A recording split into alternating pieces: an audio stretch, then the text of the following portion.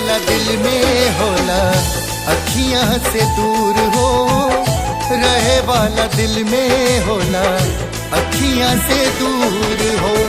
सजल सवारल सपना टूट के होला चूर हो, सजल सवारल सपना टूट के होला चूर हो, रहे वाला दिल में होला अखियां से दूर हो, रहे वाला दिल में होला अखियां से दूर हो।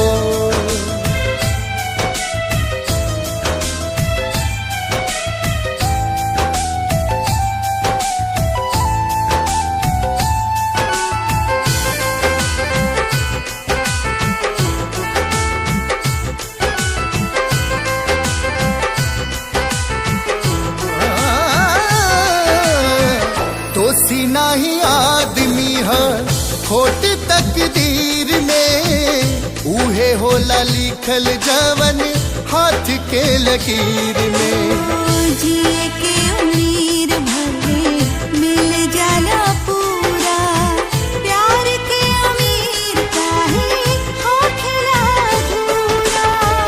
चमके शीशों पर, चमके शीशों पर पड़ जाला दूर हो, रहे वाला दिल में होला अखियां से दूर हो, रहे वाला दिल में होला अखियां से दूर हो।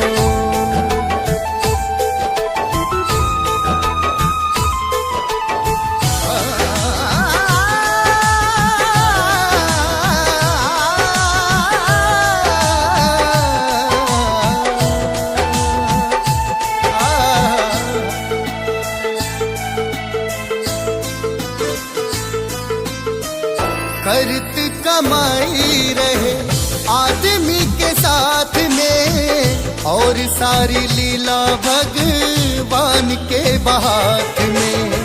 कहाँ जाने हला गल जाई कब टूट हो, जिंदगी में आइल खुशी आल जाई रूठ हो। निकल जाला हथवा से, निकल जाला हथवा से कबो को भी नूर हो, रहे वाला दिल में होला अखियां से दूर हो, रहे वाला दिल में होला अखियां से दूर हो।